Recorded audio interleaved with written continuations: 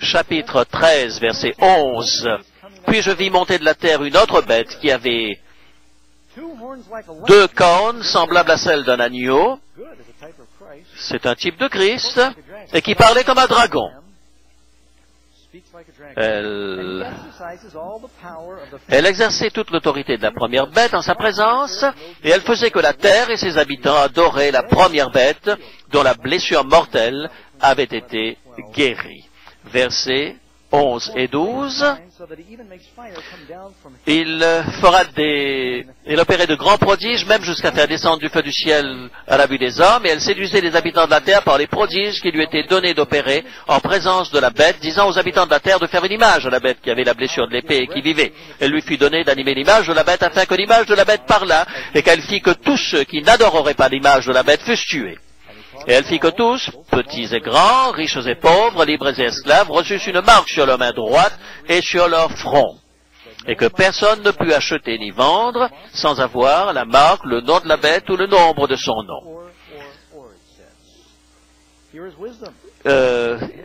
C'est ici la sagesse que celui qui a de l'intelligence calcule le nombre de la bête, car c'est un nombre d'hommes, et son nombre est 666. C'est un chiffre, c'est un nombre d'hommes. Et je pense que nous avons clarifié ce sujet hier soir, n'est-ce pas? Alors continuons maintenant sur notre étude, maintenant que vous avez la base concernant la deuxième bête. Je vais vous dire maintenant, la première bête, encore une fois, représente la papauté qui a son siège en Europe. La deuxième bête, c'est la puissance nord-américaine. Si vous ne saviez pas cela, qui aujourd'hui est en train de subventionner les missions aujourd'hui dans le monde entier? Eh bien, c'est l'Amérique du Nord. C'est de très très loin la plus grande puissance qui subventionne l'évangélisation dans le monde entier. Question numéro 3. Qui est, selon la prophétie, le peuple qui allait prendre de l'expansion au même moment où la papauté recevait le coup mortel? Eh bien, nous voyons dans Apocalypse 13, versets 11 et 12, je vis une autre bête qui avait 2 cornes semblables à celles d'un agneau et qui parlait comme un dragon. Quelle est la puissance qui, à l'époque où la papauté a reçu cette puissance, a démarré? Quelle est la puissance qui est devenue une puissance importante aujourd'hui? Êtes-vous conscient que beaucoup des premiers pères qui sont rentrés sur ce pays ont voulu la liberté de religion et la liberté civile? Eh bien, ils priaient. C'était un groupe extrêmement religieux, les pères fondateurs, le Mayflower. Et vous aimez les faits extraordinaires, alors le premier pays socialiste au monde, c'était l'Amérique du Nord. Les pères pèlerins ont voulu avoir une société communiste, et ils voulaient avoir du travail en commun, les jardins en commun. Personne ne devait avoir ses propres mais au bout de 2 ans, la moitié était en train de mourir de faim. Mais c'est intéressant de savoir qu'ils ont été les premiers à vouloir un gouvernement socialiste. Eh bien, quelques événements de l'histoire. Les États-Unis ont déclaré leur indépendance en 1776, voté leur constitution en 1787, adopté la Charte des droits en 1791 et reconnu en tant que puissance indépendante autour de 1798.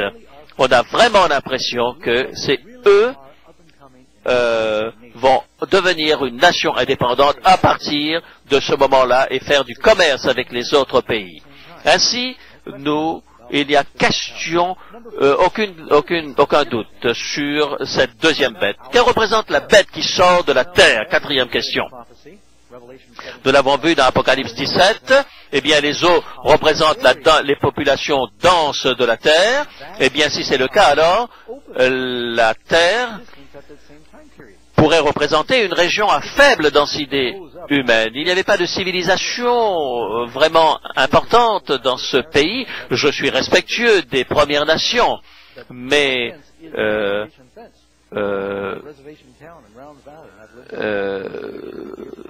vous savez, je sais que c'est un fait que les Premières Nations ont été persécutées. Mais il y avait quand même un terrain immense, immense. Il n'y avait pas une population aussi dense qu'il y avait dans l'Empire romain ou dans la vieille Europe. Et quand ils sont arrivés dans ce pays, il n'y avait pas de route, il n'y avait pas de communication. Question numéro 5. Que représentent ces deux cornes semblables à celles d'un agneau et son absence de couronne? Remarquez. Deux cornes qui représentent la puissance, mais il n'y a pas de couronne sur ces cornes. Le roi d'Angleterre croyait qu'il était le roi des États-Unis, mais jamais un roi d'Angleterre n'a eu un trône ici aux États-Unis. La liberté d'Église et la liberté d'État, ce sont les deux aspects. Eh bien, nous avions une Église sans pape et un pays sans roi.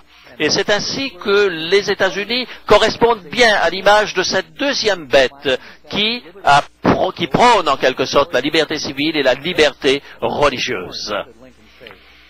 Qu'est-ce que Lincoln a dit? C'est une nouvelle nation qui était en train d'exploser, de se développer de manière extraordinaire, et on cherchait la liberté. Et aujourd'hui, malheureusement, ces principes de base sont en train d'exploser partout. Question 6. Que veut dire la prophétie d'Apocalypse 13, 11? Ne croyez pas que je n'aime pas mon pays. J'aime mon pays. Je suis fier d'être un Américain. Et de la même manière que je ne suis pas en train de dire du mal de mes amis catholiques hier soir, ce soir je ne suis pas en train de dire du mal de mon pays. J'aime mon pays, c'est un beau pays. Lorsque je suis revenu de Russie, eh bien j'ai remercié le Seigneur pour les Taco Bell, parce que c'est vrai que c'est un pays dans lequel il y a de bonnes choses là où je vis, mais la prophétie dit, même si cela me fait mal de le dire, de la même manière que certains de mes amis catholiques peuvent être blessés par ce que j'ai dit hier soir, eh bien notre pays n'est pas un modèle, parce que la prophétie dit des choses claires à ce sujet. Est-ce que ça veut dire que je vais changer ma citoyenneté? Absolument pas. La question numéro 6 dit, que veut dire la prophétie d'Apocalypse 13, verset 11, lorsqu'elle affirme que l'Amérique va parler comme un dragon? Il est semblable à un agneau, mais il parle comme un dragon, dit Apocalypse 13, verset 11. Qui est le dragon? Eh bien, cela représente le diable. Et nous savons qu'il agissait à travers l'Empire romain au départ. Eh bien, ils vont parler de la même manière. Combien d'entre vous se rappellent en Alabama ce qui s'est passé lorsqu'on a voulu enlever les 2 tables des 10 commandements? Si vous me demandez mon opinion, vous ne me l'avez pas demandé, mais je vais vous la donner quand même. Je ne crois qu'il n'y a rien de mal dans le fait que l'on mette les 10 commandements quelque part ici et là. Ben, vous savez, hein, dans ce pays, partout il y a les 10 commandements, et même au Sénat et à la Maison Blanche et partout. Mais il faut faire une distinction entre 2 aspects des commandements. Sur combien de tables ont été écrits les 10 commandements? Sur 2 tables. Ce n'est pas parce que il lui manquait de la place sur la première plaque qu'il a écrit sur la deuxième, mais il l'a fait volontairement. Et il y a une division très claire dans les 10 commandements. Les 4 premiers commandements sont en relation spécifique avec notre relation et nos responsabilités et l'adoration de Dieu. Et les 6 autres sont en rapport avec nos relations avec les êtres humains et les choses civiles.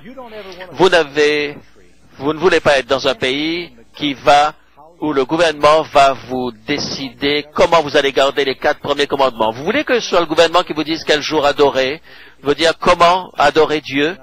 Est-ce que vous voulez que ce soit votre gouvernement qui vous dise quelles sont les idoles et qu'est-ce qui n'est pas une idole? Est-ce que c'est son rôle de faire cela? Absolument pas. Mais est-ce que vous voulez un gouvernement qui ne respecte pas la propreté de l'individu, qui ne respecte pas l'institution du mariage? Ça, c'est la 2e table de la loi.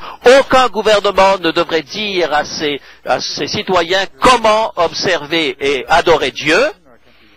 Notre pays a été fondé sur ces principes. On a divisé ces 10 commandements comme Dieu a voulu. On ne veut pas être dans un pays qui va vous dire comment est-ce que vous allez adorer Dieu et à quelle église vous devez appartenir. Ils doivent Est-ce que vous pouvez obliger quelqu'un à adorer Dieu? Mais notre pays n'est pas une théocratie, nous ne pouvons pas obliger qui que ce soit d'adorer Dieu. Mais vous ne devez pas non plus être membre d'un pays qui oublie les 6 derniers commandements.